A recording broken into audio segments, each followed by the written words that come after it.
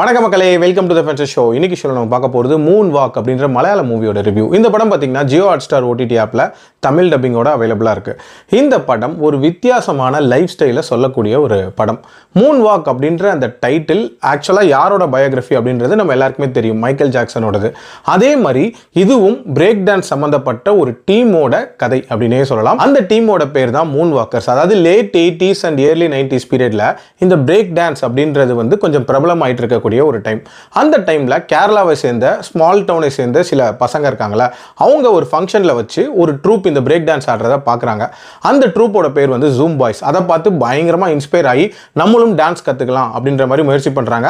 And இவங்க ஒரு team form பண்ணலாம் அப்படின்ற ஒரு எண்ணமும் இருக்கு. ஸோ அந்த டீம் ஃபார்ம் பண்ணுறதுல என்னென்ன மாதிரியான சேலஞ்சஸ் இருக்கு, அண்ட் இவங்க ஒருத்தரோட லைஃப்லையும் என்னென்ன மாதிரியான விஷயங்கள் நடக்குது, அண்ட் டுவர்ட்ஸ் எண்ட் அந்த டீமை ஃபார்ம் பண்ணாங்களா அப்படின்ற மாதிரி நிறைய விஷயங்களை சொல்லக்கூடிய ஒரு படம் தான் இந்த படம். என்னதான் ஒரு லைஃப் ஸ்டைல் ட்ராமாவாக இருந்தாலும் இந்த படத்தில் இவங்க பேசியிருக்கக்கூடிய அந்த சமூக நீதி அப்படின்றது எனக்கு ரொம்ப ரொம்ப பிடிச்சிருந்துச்சு அப்படின்னே சொல்லலாம். இன்ஃபேக்ட் நிறைய மலையாள படங்கள்ல அந்த பொலிட்டிக்கல் கரெக்ட்னஸ் அப்படின்றது பக்காவா மெயின்டைன் பண்றாங்க. இந்த படத்திலையும் அதை மெயின்டைன் பண்ணியிருக்காங்க.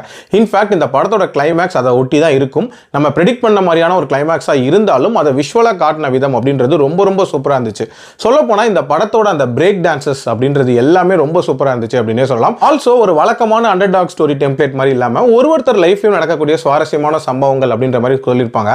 அதாவது சென்னை 28 படம் பார்த்திருப்பீங்களா, கிட்டத்தட்ட அந்த மாதிரியான ஒரு பேட்டர்ன்ல தான் நகரும் அப்படினே சொல்லலாம். அதே மாதிரி அந்த பிரேக் டான்ஸ் கத்துக்கிறதுல இருக்கக்கூடிய பிரச்சனைகள் ரொம்ப காம்ப்ளிகேட்டட் பிரச்சனைகள் அப்படின்ற மாதிரி இல்லாம சின்ன சின்ன பிரச்சனைகளையும் கூட அட்ரஸ் பண்ணிருப்பாங்க. உதாரணத்துக்கு அந்த டீம்ல இருக்கிறவங்க எல்லாருமே ஃபங்க் வச்சிருப்பாங்க.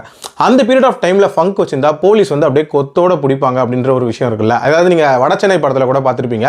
அதே மாதிரியான ஒரு காட்சியும் இதுல வச்சிருப்பாங்க. அதுவுமே நீட்டா இருந்துச்சு. ஓவரால் ஒரு ஜாலியா நகரக்கூடிய ஒரு கதை தான். பட் இந்த படத்துல ரெண்டு பிரச்சனைகள் எனக்கு இருந்துச்சு. ஒன்னு என்ன அப்படின்னா, அந்த ஒருத்தரோட கதையுமே நல்லா ஸ்டார்ட் பண்ணிருப்பாங்க. பட் அதுல ஒரு கம்ப்ளீட்னஸ் அப்படின்றது இல்லாத மாதிரியான ஒரு ஃபீல் அப்படின்றது இருந்துச்சு. ஆல்சோ என்ன பொறுத்த வரைக்கும் இன்னுமே கொஞ்சம் இன்ட்ரெஸ்டிங்கா இந்த கதையை கொண்டு போறதுக்கு ஒரு சில டிராமாட்டிக்கான விஷயங்களை ஆட் பண்ணியிருக்கலாமோ அப்படின்னு தான் தோணுச்சு. நிறைய இடங்கள் ரொம்ப ஃபிளாட்டா போற மாதிரியான ஒரு ஃபீல் இருந்துச்சு. பட் ஓவரால் கண்டிப்பா பார்க்கலாம். என்னோட ரேட்டிங் இந்த படத்துக்கு 3.2 out of 5. அடல் கண்டென்ட்லாம் இல்ல, க்ளீன் வாட்ச். மீண்டும் அடுத்த விமர்சனத்தில் சந்திக்கிறேன். நன்றி, வணக்கம்.